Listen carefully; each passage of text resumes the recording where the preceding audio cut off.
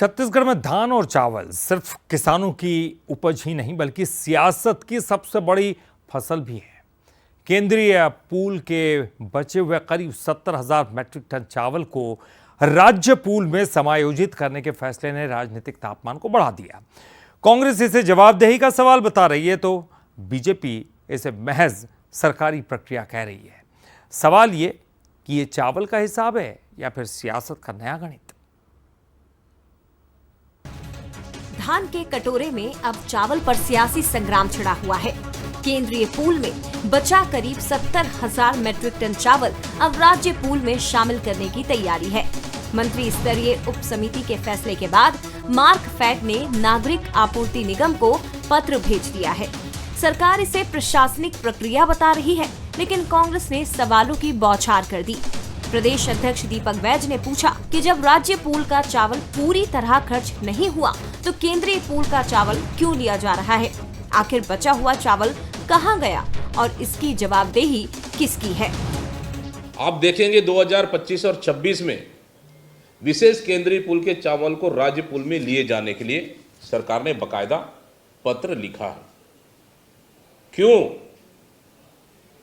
राज्य पूल के चावल को ही सरकार खर्च नहीं कर पा रही है और ऊपर से सेंट्रल पूल का चावल को खरीदने के लिए सरकार चिट्ठी जारी कर दिया।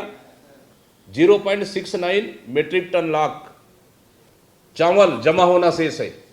ये कहां गया? ये चावल हम सरकार से पूछते हैं। ये सरकार का चिट्ठी है, ये कहां गया इतना चावल? चावल के इस समायोजन पर सियासत और तेज हो गई। कांग्रेस भ्रष्टाचार और पारदर्शिता का मुद्दा उठा रही है तो बीजेपी विपक्ष के आरोपों को बेबुनियाद बता रही है।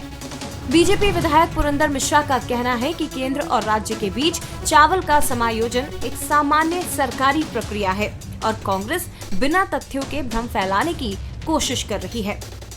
मैं बैज जी से आपके माध्यम से पूछना चाहता हूं, भाई लेने देने की बात तो आपका पार्टी करता रहे भैया। 3200 करोड़ का घपला आपने किया। 2.5 वर्ष में हमारे कोई भी मंत्री का कोई भी यदि लेकुना है तो आप बताओ। आपका तो हम खड़े खड़े बता रहे हो, 10 बार बता चुके हैं। तो लेने देना कुछ नहीं है। केंद्रीय सरकार का राज्य सरकार का नीति नियम के आधार पर आदर बदलाव होता है, उसके तहत ये चावल का हो रहा है। छत्तीसगढ़ की राजनीति में धान और चावल हमेशा बड़ा मुद्दा रहे हैं। इस बार बहस करीब 70,000 मैट्रिक टन चावल की है, लेकिन सवाल सिर्फ चावल का नहीं, जवाबदेही और पारदर्शिता का भी है।